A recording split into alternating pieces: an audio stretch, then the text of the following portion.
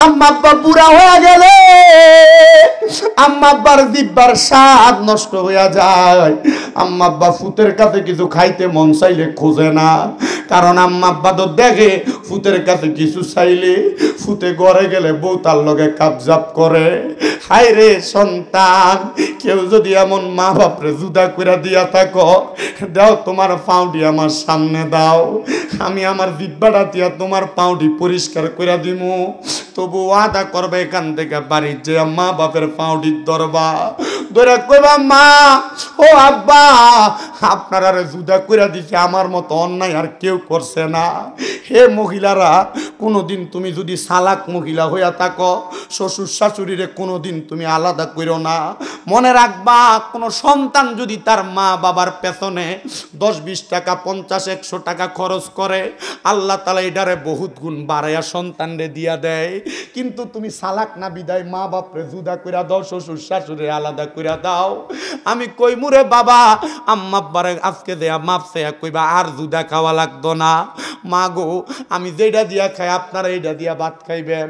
আম্মা আব্বারে এক ঘরে বয়াইবা, 3-4 ভাই হইলে 3-4 ঘর থেকে তরকারিটির সামনে এনে দিবা। আম্মা আব্বা যেটা দিয়া মন চায় আম্মা আব্বা সেটা দিয়া ভাত খাবে। আম্মা আব্বা তোমার কাছে চায় না, আরে বড় কষ্ট করে তোমারে মানুষ করছি। ওই মা বাপ কবরে অনেক সন্তান চিন্তা করে, হুজুর যারার বাড়িতে মা বাবা আছে তারা না বাড়িতে যায় মাফ চাইব। আজকের মাহফিলটা কবুল হবে কি হবে না, এটার গ্যারান্টি কেউ দিতে পারবে না রে, পারবে না। যদি আগামীকালকে দেখো এই মুন্সিকান্দির কোনো দোকানে বৈশা কোনো মুরব্বী কয়, হ্যাঁ ওই শামিম রেজার ওয়াজ শুই না আমার ফুতে বাড়ির যে আমি আব্বার পায়ে ধইরা মাপ চাইছে, মনে করবা মাহফিল কবুল হয়ে গেছে। কোনো মহিলা একজন আরেকজনরে যদি কয়, হ্যাঁ আমার ফুতে আমার পায়ে ধইরা মাপ চাইছে, মনে করবা মাহফিল কবুল হয়ে গেছে। কিন্তু অনেক পোলাপান তো চিন্তা করে, হুজুর আমি তো 2 ঈদে মা বাবার পায়ে ধইরা মাফ হইছাই না, আমি কেমনে মা বাবার পায়ে ধইরা সালাম করবো, মাপ চামু। এ সন্তান, আম্মা আব্বার শুধু পায়ে ধইরা মাপ চাওয়া না, মাঝে মাঝে যদি সুযোগ পাও আম্মা আব্বার পায়ের মধ্যে চুমা দিবা। আমি ক্লাস 6-7 যখন পড়ি, হ্যাঁ আলেমের মুখে শুই না, আমার আম্মা আব্বা ঘুমন্ত অবস্থায় আমি যে আমার মা বাবার পায়ে চুমা দিছি। আপনি মারা যাওয়ার সময় আপনার যেন এমন কষ্ট না হয়। এবার ডাক দিয়া কয়, হুজুর আমার তো মনে আরেকটা শখ আছে। বলে শখটা কি? বলে আল্লাহ তাআলা আমরারে কোন নবীর উম্মত বানাইছে? আমরা নবীর নাম হলো হযরত মুহাম্মদ মুস্তাফা আহমদ মুস্তাফা সাল্লাল্লাহু আলাইহি ওয়াসাল্লাম। জোরে কন্যা সুবহানাল্লাহ। ইয়া মুহাম্মদ মুস্তাফা নবী সাল্লাল্লাহু আলাইহি, ইয়া মুহাম্মদ মুস্তাফা নবী সাল্লাল্লাহু আলাইহি। আমরার শাফায়াতের কান্ডারি রাসূলুল্লাহ, আমরার শাফায়াতের কান্ডারি মদিনাওয়ালা, ইয়া মুহাম্মদ মুস্তাফা নবী সাল্লাল্লাহু, ইয়া মুহাম্মদ মুস্তাফা নবী সাল্লাল্লাহু। কেউ বা বলে নবী নূরের পুতুল, কেউ বা বলে নবী গোলাপের ফুল, কেউ বা বলে নবী নূরের পুতুল, কেউ বা বলে নবী গোলাপের ফুল। নয়শে পুতুল নয়শে ফুল, নূরে নূর আল্লাহ, ইয়া মুহাম্মদ মুস্তাফা নবী সাল্লাল্লাহু আলাইহি, ইয়া মুহাম্মদ মুস্তাফা নবী সাল্লাল্লাহু আলাইহি। আমরার শাফায়াতের কান্ডারি মদিনাওয়ালা, আমরার শাফায়াতের মদিনাওয়ালা, ইয়া মুহাম্মদ মুস্তাফা নবী নবীজি আমার কাবারো কাবা, আশিক গণের গলার মালা, ঠিক না? নবীজি আমার কাবার কাবা আশাক গনের গলার মালা নূর নবীর প্রেমেতে কাবা হইয়াছে কালা হাইরে নূর নবীর প্রেমেতে কাবা হইয়াছে কালা ইয়া মুহাম্মদ মুস্তাফা নবী সাল্লাল্লাহু আলা ইয়া মুহাম্মদ মুস্তাফা নবী সাল্লাল্লাহু আলা আমরার শাফায়াতের কান্দারি শাফায়াতের রাসূলুল্লাহ ইয়া মুহাম্মদ মুস্তাফা নবী সাল্লাল্লাহু আলা ইয়া মুহাম্মদ মুস্তাফা নবী বন্ধু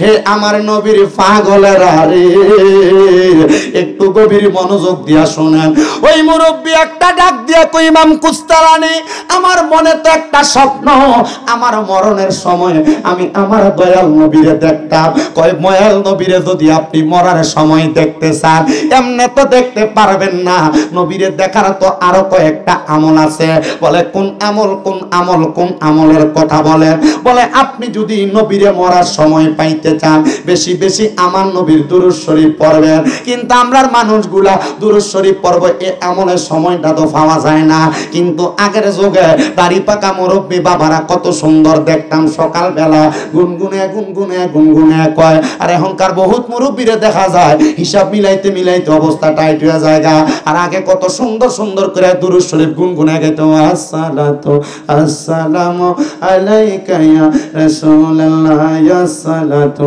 ওয়াসসালামু আলাইকা ইয়া এটি গাইতো না ইয়া রাসূলুল্লাহ ইয়া হাবিবাল্লাহ ইয়া রাসূলুল্লাহ ইয়া জীবনে মরণে শাফায়াতের উসিলায় জীবনে মরণে শাফায়াতের উসিলায় ইয়া রাসূলুল্লাহ কবরে হাসরে শাফায়াতের উসিলায় কবরে হাসরে শাফায়াতের উসিলায় ইয়া রাসূলুল্লাহ এটি আগে গাইতো এখন আর এই যুগ নাই এখন আর এই যুগ কথা কয় না কা এই যুগ এখন গান কর হ্যাঁ জীবন ঠিক কিনা আছে না এমন অবস্থা মানে আমল লাখের সময় শেষ সিনজলা দেখবেন গাড়ির ভিতরে গান লাগাইছে সিজ বাড়িয়ে মাসতে মাসতে কদ্দুর ঘরে দিয়ে এটা ক্ষেতের ভিতরে যায় নাচতে নাচতে কথা ঠিক কিনা এই আছে না নাই হ্যাঁ মা বোনেরা আপনি সুতের গর্বের ভিতরে লই আপনি মোবাইল টিপেন টিকটক অন ফোলা জন বড় হয় ফোলা জন্মের পরে এটা সামনে দিয়ে যদি টিকটক না লাগে এটার বাদ খানা করে কান্দে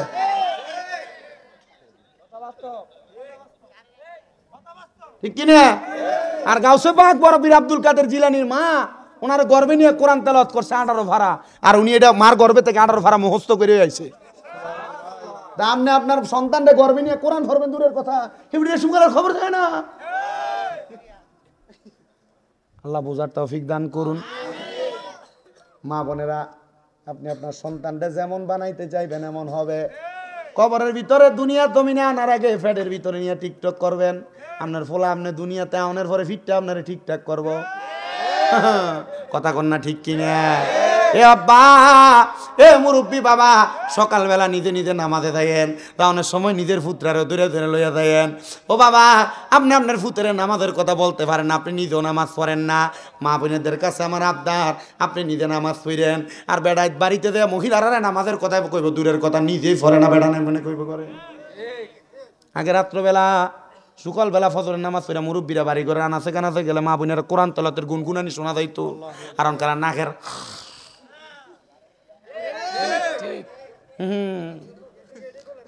হ্যাঁ কেসি গেডই রাত্রবেলা একটা নাটক চাইতে দেরি হয়ে গেলে সকালবেলা এটার কাঁদা আদায় করে ভিডিওত কইব তোরা দাওয়াত দিছ শামিম রাজারে না আগামী বছর দাওয়াত দিতে কইস দরকার নাই দাওয়াতের এমনই ঘুমানোর সময় নাই আজকেও মাহফিল 2টা ছিল কথা তো ইচ্ছা কষে গেছি না আলহামদুলিল্লাহ কোন মুন্সিকান্দির ফলাফাইনের ব্যবহার বালা আচরণ বালা সুন্দর কথাবার্তা কইছে চলেছি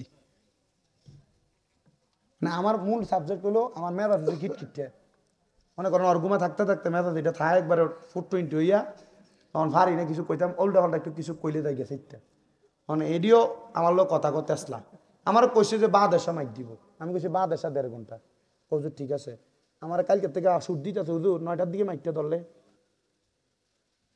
আমি চিন্তা করলাম 9টা থেকে যদি 1.5 ঘন্টা করি 10:30 এনে তো আধা ঘন্টাতে আউন যেত না তার মানে এনেও আধা ঠিক থাকতো না পরে চিন্তা কইরা বলছি ঠিক আছে তোমরা মাহফিল তোমরা চালাই লাও আগামীতে দেখা যাবে আর কি করবো কারণ আমার ওয়াদা তো এক জায়গায় ঠিক থাকতে হবে পরে যদি যাই আমার মনে আছে গত বছর এক জায়গায় মাহফিল আমার বাদশা দিব কইয়া আমার 2 মাহফিল এক মাহফিল শ্রীমঙ্গল না সরি এটা 4 বছর আগের কাহিনী তাহলে আমার ঘরে ঢুকে দি বাইরে দিয়ে তালা মেরে লেছে না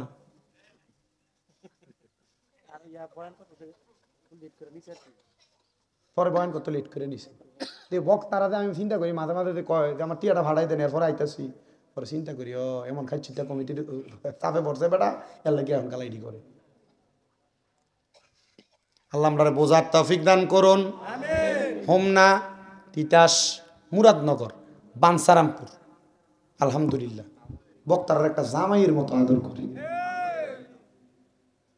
এটা শুকরিয়া আমি পাইছি যেটা মোহাব্বত করে এবং আদর যত্ন করে তা আমার কথা হইলে এমন আদর কইরা লাভ কি যদি বক্তার কথা আপনারা না শোনেন আমি যে এতক্ষণ পর্যন্ত যে কথাগুলা বললাম 2টা 3টা 4টা 5টা কথা কইছি না তাহাজ্জুদ নামাজ ইস্তেগফার জিকির দুরূদ শরীফ এই 4টা বিষয় যদি আমল করেন আপনি আল্লাহর ওলি হইয়া যাওয়ার কথা না আপনি তো ওয়াদে কান দিয়ে শোনেন এখান দিয়ে বাইর করেন ওলি হবেন করতে গেলে ওলির নামে বলি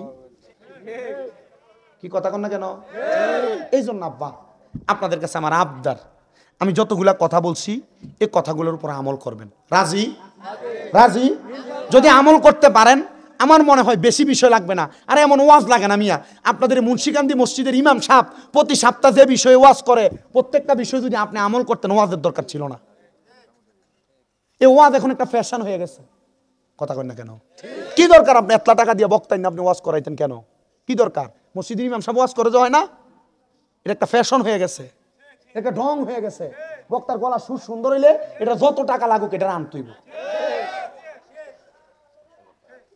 উদ্দেশ্য ভালো না এজন্য হেদায়েত নাই কি আপনাদের কথা কন না কেন উদ্দেশ্য ভালো না হেদায়েত নাই আল্লাহ আমাদের বোঝার তৌফিক দান করুন ওই মুরব্বী বাবা ডাক দিয়া কই হুজুর আমার শখ হলো নবী দেখতাম হুজুর তারা তালিম দেয় তালিম চলেনি এলাকাত কম বেশ তালিম চলেনি বাবা হুজুর তালিম দেয় এ বাবা আপনি দুরূদ শরীফের আমলটা করেন কয় হুজুর আস্তাগফিরুল্লাহর আমল হইতো করতে পারি না আমি কেমনে দুরূদ শরীফের আমল করতাম কয় হুজুর আপনি এই আমলটা কইরা দেখেন মুরব্বী বাবা উনি আবার আমল করা শুরু করলেন অল্প কিছুদিন যাইতে না যাইতে উনি ইন্তেকাল করছে এ বাবা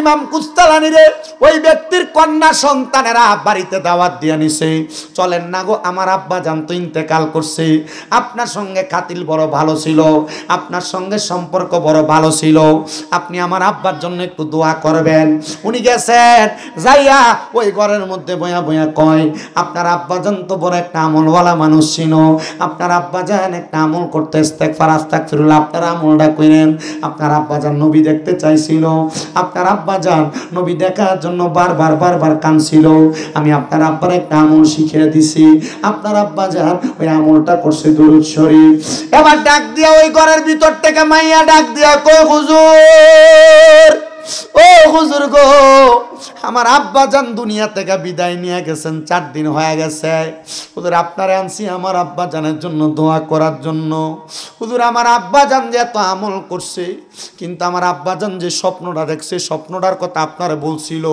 কিন্তু এখন তো আমার কাছে বড় ডর লাগে আমার আব্বা জাননি কবরে যাওয়ার পর মুখ দিয়ে আমার আব্বা জানের প্রশ্নের জবাব আইছে না হুজুর আমার আব্বাটা কেমন আছে আপনি তো আলেম মানুষ কইতে পারবেন হুজুর বলেন না আমার আব্বাটা কেমন আছে মনে রাখবেন বাবারা ওলামায়ে কেরাম হক্কানি রাব্বানি পীর মাশায়েখ ওনারা যদি মুরাকাবা করে হক হয় ওনারা চোখ বন্ধ করলে অনেক কিছু বলতে পারে এজন্য কখনো কোনো আলেম কোনো মাদ্রাসার ছাত্র কোনো পীর মাশায়েখের সাথে বেয়াদবি করবেন না মনে রাখবেন এদের সাথে বেয়াদবি করলে আপনার দুনিয়া কেরাত সব বরবাদ হয়ে যাবে এই আলেম ডাক দিয়া কয় মা আমি কেমনে আপনারে বলবো? তবে আমি আপনারে বলতে পারি আর না পারি, আমি আপনারে একটা আমলের কথা শিখিয়ে দিয়া যাই, যে আমলটা করলে আপনি আপনার বাবা কবরে কেমন আছে আপনি জানতে পারবেন। মায়া কয় হুজুর কি আমল? বলে আমলটা হলো তাহাজ্জুদের নামাজ। ওই যে নবী কইছিল উম্মত তাহাজ্জুদের নামাজ পড়া যা চাইবো তা পাইবো। এবার এই কথা শুনা মাইয়া কয় হুজুর আমি তাহাজ্জুদের নামাজ পড়া আল্লাহর কাছে দোয়া করবো, আল্লাহ যেন আমার আব্বা জানের অবস্থা সম্পর্কে আমার জানায়। এবার হুজুর এই কথা বইলা দোয়া করে বাড়ি থেকে বিদায় হয়ে গেছে। বিদায় হওয়ার পরে মাইয়াটা তাহাজ্জুদের নামাজ একদিন, 2 দিন, 3 দিন পইরা আমার আল্লাহর কাছে বারবার কান্নাকাটি করে, এ আল্লাহ, এ আল্লাহ, দুনিয়ার জমিনের মধ্যে আমার আব্বা জান বড় কষ্ট করছে, কিন্তু আমার আব্বা জানের আমল আখলাক বড় ভালো ছিল। আমার আব্বা নবীর দিদার পাইতে চাইছে, আল্লাহ তুমি আমার আব্বারে মাফ করছো নি। দেখবেন মা বাপ মরার পরে সন্তান কাঁদতে কাঁদতে বেহুশ হয়ে যায়, যদি ভালোবাসে বেশি। বলে হুজুর যদি বেহুশ না হয় ভালো কি বাসে না? আবার এমন অনেক পোলাপান আছে মা বাপ মরার পরে সই দিয়া ফানি আসে না, কিন্তু তার কষ্টে বুকটা ফাইটটা যায়, বুকটা বড় ছিঁড়া যায়। ওই ছেলেটা ওই মেয়েটা ডাক দিয়া কয় আমি আমার আব্বা জানের জন্য কাঁদতে কাঁদতে নামাজের মুসল্লাটার ভিতরে বেহুশ হয়ে গেছি। এমন টাইমে আমি দেখি রে আমার সামনে কে জানি আইসা গেছে, আমার ঘরটা নূরের আলোতে ফকফকাইতাছে। আমি চোখটা খুলতে পারি না, মন আলো দেইকা আস্তে আস্তে করে চোখটা খুলছি। আমি দেখলাম আমার ঘরের মধ্যে কে জানি একজন। আমি জিগাইলাম মা নাংটা আপনি কে গো? উনি আমার পরিচয়, আমার নাম হইল, আমার পরিচয় হইল আমি তোমার জন্মদাতা বাবা। কি গো আব্বা জান আপনি আমার ঘরে কেমনে আসলেন গো? আব্বা জান আপনি আমার ঘরে কেমনে আসলেন? আব্বা ডাক দিয়ে কই মাইয়া তুমি আমার জন্য দোয়া করতেছো, আমার জন্য তুমি বড় পাগল পারা। আমি আব্বাকে তোমার দেখা দিতাম না। আল্লামা ইবনে সিরিনের স্বপ্নের কিতাবের প্রথম দিক দিয়া লিখতেছি, দুনিয়া জমিনের মধ্যে যে যারা ভালোবাসে স্বপ্নের মধ্যে সেই ব্যক্তি তারে দেখে। মনে রাখবেন আপনারা যারা আপনাদের স্বপ্নে মারে দেখেন, বাপরে দেখেন, দাদা দাদিরে দেখেন, এটা দেখার উদ্দেশ্য হইল আপনার মনে তাদের জন্য মোহাব্বত আছে। এবার যখন আপনাদের কাছে স্বপ্নের ভিতরে দেখবেন মা ভাত খুঁজে, স্বপ্নের ভিতরে দেখবেন দাদা দাদি আপনার কাছে খানা চায়, স্বপ্নের মধ্যে আপনার দেখায় আমার কবরে আমি ভালা নাই, এমন স্বপ্ন যখন দেখবেন তখন হাত তুলে আল্লাহর কাছে তারা লেগে একটু দোয়া করবেন। কারণ তারা জানে যার কাছে স্বপ্ন দেখাইছি সে তার জন্য একটু দোয়া করবে, ভালোবাসার মানুষ। এর জন্য স্বপ্ন দেখলে একটু বেশি করে তারা লেগে দোয়া করবেন। ওই মাইয়া কই আব্বা, এ আব্বা আপনার কাছে জানতে চাই গো, আপনি না কালিমা পড়েন নাই, আপনি না কালিমা পড়তে পারেন নাই, আপনি কেন এই জায়গার মধ্যে আসছেন? বলে আম্মা জান আপনি ডরাইয়েন না, আমি কালিমা পড়তে পারছি। আব্বা গো হযরত ইমাম কুস্তালানির কাছে আমি শুনতে পাইছি আপনি না মরার সময় নবীর দিদার পাইতে চাইছেন। আপনি বলেন না আমার আল্লাহ তাআলা আপনারে আমার নবীর দিদার মরার সময় দিছেনি। মাইয়া ডাক দিয়া যখন এই কথা বলছে, মাইয়ার বাবা ডাক দিয়া কয় আম্মা গো, ও আমার আম্মা গো, তুমি যেই কথাটা আমারে প্রশ্ন করছো গো মা, আমার আল্লাহ তাআলা দেরি করে নাই, দেরি করে নাই। আমি আব্বা জানের ইন্তেকালের আগে আমি দেখছি গো আজরাইল আমার সামনে আসার আগে আমার সামনে আমার রাহমাতুল লিল আলামিন নবী হাজির হয়ে গেছে। মোহাব্বতের আওয়াজে বলেন না সুবহানাল্লাহ। ওরে লাওয়ারিস নয় গুনাহগারর হাসরর মাঠ, রহমতর চাদর যখন মুস্তাফার আতত, রহমতর চাদর যখন মুস্তাফার আতত, হডে যাইব উম্মত ওয়ালা উম্মত ফালাই, হডে যাইব উম্মত ওয়ালা উম্মত ফালাই, কইল জাগানো মদিনাত রাখিয়াই তো সাই, মদিনাওয়ালার দেশত আশেক যখন যায়, কইল জাগানো মদিনাত রাখিয়াই তো সাই, কইল জাগানো মদিনাত রাখিয়াই তো সাই, হইত ন পারে তারাও যারা আসিলে মদিনায়, মদিনা সায়াইলো নাকি সায়াইলো জান্নাত। মারহাবা কন্যা। চট্টগ্রামের একজন শায়ের চিটাঙ্গা ভাষায় লেখছে আর কি, বলতে না পারে তারা যারা যারা মদিনায় গেছে, মদিনা দেখাইছে নাকি জান্নাত দেখাইছে। আসলে তো জান্নাত মদিনার পাশে জান্নাতুল বাকি, মক্কার পাশে জান্নাতুল মুআল্লা, মদিনা শরীফের নবীজির মিম্বর এবং নবীজির রওজা মুবারকের বরাবর, মা বাইনা বাইতি ওয়া মিম্বারি রওজাতুম মির রিয়াদিল। জান্নাতের একটা টুরকা তো সেই জায়গায়। এজন্য আশেক বলে ওরে হইত ন পারে তারাও যারা আসিলি মদিনায়, মদিনা সায়াইলো নাকি সায়াইলো জান্নাত, মদিনা সায়াইলো নাকি সায়াইলো জান্নাত। খোদার দুনিয়া তার সাইবার কিছু নাই, খোদার দুনিয়া তার সাইবার কিছু নাই। ওই জাগানো মদিনা রাখিয়াই তো কই জাগানো মদিনা রাখিয়াই তো সাই।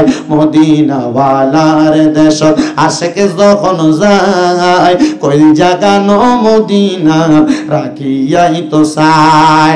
এ আমার মুন্সিকান্দি মাথাভাঙ্গা মধ্যপাড়া নদীর পার জামে মসজিদের উদ্যোগে ৬ষ্ঠতম ইসলামী সুন্নি মুখা সম্মেলনে আগন্তুক আমার ভাইয়েরা, বাবারা, বন্ধুরা, তাইলে চিন্তা করে দেখেন গো বাবা, আমার আল্লাহ তাআলা দুনিয়া জমিনের মধ্যে আমরা সন্তান যার, আল্লাহর বান্দা যারা, আমরা দুনিয়া জমিনের মধ্যে থাইকা আল্লাহর বান্দা হইয়া আল্লাহর কাছে যদি কোনো কিছু চাই আছে, আমরা ইবাদতটা পরিচালনা করে। এবার আপনারা বলেন আমার আল্লাহ চাইলে ওই ইবাদতের বরকতে আমরার মনের আশা মরার আগে পূরণ করতে পারে কি পারে না? ওই আব্বাটাও স্বপ্ন দেখছে নবীরে মরার সময় নবীর দিদার পাইছে। ওই মাইয়া তাহাজ্জুদের নামাজ পড়া আব্বা জানের মরার খবর বলতে পারছি। কিন্তু আজকের মাহফিলে এমন কত সন্তানেরা বইসা গেছে যাদের আব্বা কবরে, যাদের আম্মা কবরে। আব্বা আম্মা কবরে কেমন আছে সন্তান তুমি জানো না। আমি তোমার কাছে আবদার করব, আব্বা আম্মার কবরের খবর যদি জানতে চাও, বেশি বেশি নামাজ পড়া পড়া আল্লাহর কাছে দোয়া করো। আর যারা এই মাহফিলে বসছো, অনেকে হয়তো মা বাবার মনে কষ্ট দাও, বলো হুজুর না আমি কষ্ট দেই না। অনেক সন্তান আছে যারা দুনিয়ার জমিনের মধ্যে থাইকা আম্মা আব্বার মনের মধ্যে আঘাত দিছে। তোমার বউ তোমারে কথায় কথায় বলছে, তোমার আম্মা আব্বারে তুমি একা কেন খাওয়া, আরো 2-3 ভাই তো আছে। এই কথা শুনে অনেক পোলাপান মা বাপরে জুদা কইরা দেয়। অনেক সন্তান আছে ভাইয়ে ভাইয়ে ঝগড়া কইরা মা বাপরে জুদা কইরা দেয়। মা বাবা এক সপ্তাহ এই ঘরে, আরেক সপ্তাহ ওই ঘরে, আরেক সপ্তাহ ওই ঘরে ভাত খায়। আমি তোমার পায়ের মধ্যে হাত দিয়া বলবো রে বাবা, আম্মা আব্বারে এমন ভাবে জুদা কইরো না। বহুত মা বাপ এমন জুদা হওয়ার কারণে ভাত খাইয়া শান্তি পায় না। আম্মা আব্বা বুড়া হয়ে গেলে আম্মা আব্বার জিহ্বার স্বাদ নষ্ট হয়ে যায়। আম্মা আব্বা ফুতের কাছে কিছু খাইতে মন চাইলে খোঁজে না, কারণ আম্মা আব্বা তো দেখে ফুতের কাছে কিছু চাইলে ফুতে ঘরে গেলে বউ তার লগে কাবজাব করে। হায় রে সন্তান, কেউ যদি এমন মা বাপরে জুদা করে দিয়া থাকো, দাও তোমার পাউডি আমার সামনে দাও, আমি আমার জিহ্বাটা দিয়া তোমার পাউডি পরিষ্কার করে দিমু। তবু ওয়াদা করবে এখান থেকে বাড়ির যে মা বাপের পাউডির দরবা ধরে কইবা, মা ও আব্বা আপনারা জুদা কইরা দিছে, আমার মতো অন্যায় আর কেউ করছে না। হে মহিলারা, কোনোদিন তুমি যদি সালাক মহিলা হইয়া থাকো, শ্বশুর শাশুড়িরে কোনোদিন তুমি আলাদা করো না। মনে রাখবা, কোনো সন্তান যদি তার মা বাবার পেছনে 10-20 টাকা 50-100 টাকা খরচ করে, আল্লাহ তাআলা এটারে বহুত গুণ বাড়াইয়া সন্তানরে দিয়া দেয়। কিন্তু তুমি সালাক না বিদায় মা বাপরে জুদা কইরা দাও, শ্বশুর শাশুড়ি আলাদা কইরা দাও। আমি কইমুরে বাবা, আম্মা আব্বারে আজকে দেয়া মাপ চেয়া কইবা আর জুদা খাওয়া লাগতো না। মা গো, আমি যেটা দিয়া খাই আপনারা এইটা দিয়া ভাত খাইবেন। আম্মা আব্বারে এক ঘরে বয়াইবা, 3-4 ভাই হইলে 3-4 ঘর থেকে তরকারিটি সামনে আইনা দিবা। আম্মা আব্বা যেটা দিয়া মন চায় আম্মা আব্বা সেটা দিয়া ভাত খাবে। আম্মা আব্বা তোমার কাছে চায় না, আরে বড় কষ্ট করে তোমারে মানুষ করছি। ওই মা বাপ কবরে অনেক সন্তান চিন্তা করে, হুজুর যারার বাড়িতে মা বাবা আছে তারা না বাড়িতে যায় মাফ চাইব। আজকের মাহফিলটা কবুল হবে কি হবে না, এটার গ্যারান্টি কেউ দিতে পারবে না রে, পারবে না। যদি আগামীকালকে দেখো এই মুন্সিকান্দির কোনো দোকানে বৈশা কোনো মুরব্বী কয়, হ্যাঁ ওই শামিম রেজার ওয়াজ শুইনা আমার ফুতে বাড়ির যে আমি আব্বার পায়ে ধরে মাপ চাইছে, মনে করবা মাহফিল কবুল হয়ে গেছে। কোনো মহিলা একজন আরেকজনরে যদি কয়, হ্যাঁ আমার ফুতে আমার পায়ে ধরে মাপ চাইছে, মনে করবা মাহফিল কবুল হয়ে গেছে। কিন্তু অনেক পোলাপান তো চিন্তা করে, হুজুর আমি তো 2 ঈদে মা বাবার পায়ে ধরে মাফ হই চাই না, আমি কেমনে মা বাবার পায়ে ধরে সালাম করবো, মাপ চামু?